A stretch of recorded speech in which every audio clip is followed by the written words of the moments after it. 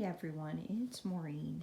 I wanted to show you something relatively very new. This happens to be a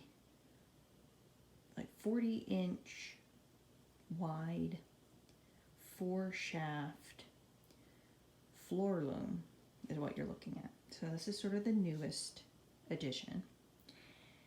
I had mentioned in my prior video in Weaving Wonderland about getting another loom, and it just happened to be that I ran into one fairly recently.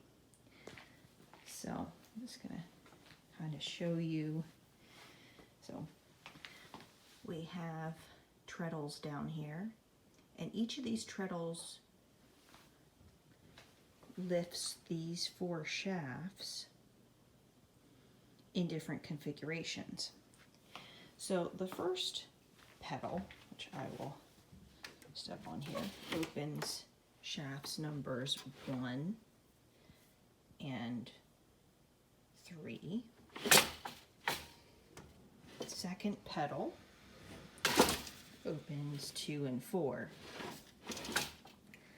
So that would allow me to really do tabby weave pretty easily. The next one does 1 and 4. So that was this one. This one does 1 and 2. This does 2 and 3. And this last one does 3 and 4, which could allow you to do overshot as well. So I like the tie-up setting as it is currently, so I'm going to leave that as is.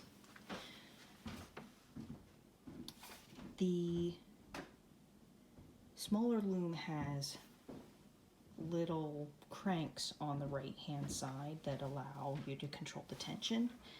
With bigger looms, they have a brake system. So this one, it allows it to move backwards, but not forwards. And I have to hook up the brake on the back here. So all in all, this loom is 43 inches wide, but you are subject to the reed here, which is this item right here, your beater.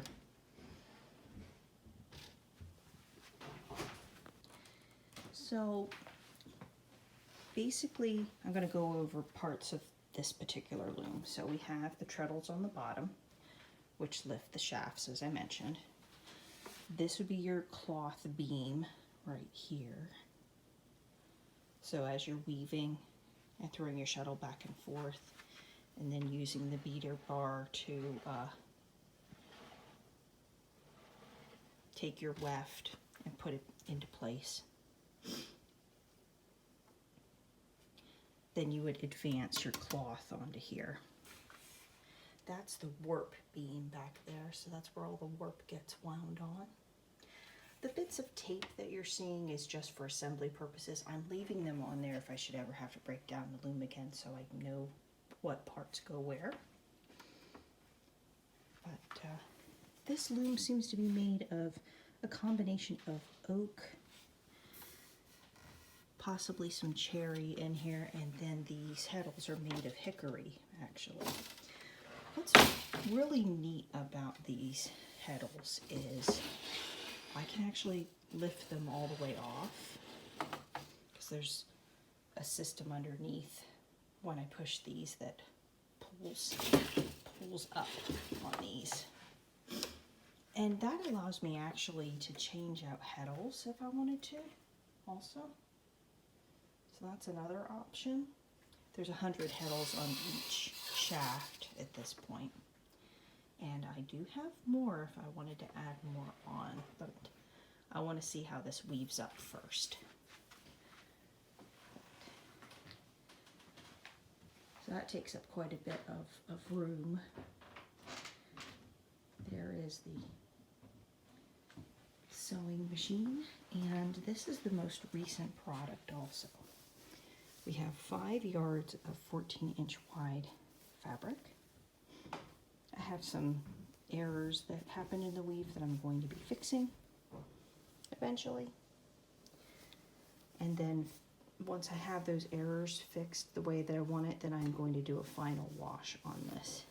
And I'll see if I still have the same original length. Now the wash I'm going to do would be more like a cold or mildly warm finish on this. I'm going to double check to be sure to make sure I don't shrink this, because I really don't need it to shrink. But we shall see. Because that's one thing about wool, it does shrink. But it turned out really nice. I am very pleased. It feels very nice. And I think once it is washed and fulled, it'll even feel a bit better.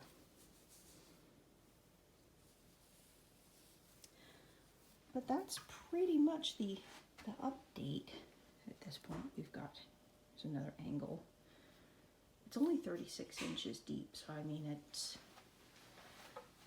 3 feet from here all the way to there, so it might look a little bigger on the film. I have my library and weaving supplies and my dress dummy. So the studio space has changed just a little bit, but these things happen with time. And in the basement, you get to hear everybody walk around too. But anyway, that's all the update I had for now. I will talk to everybody later.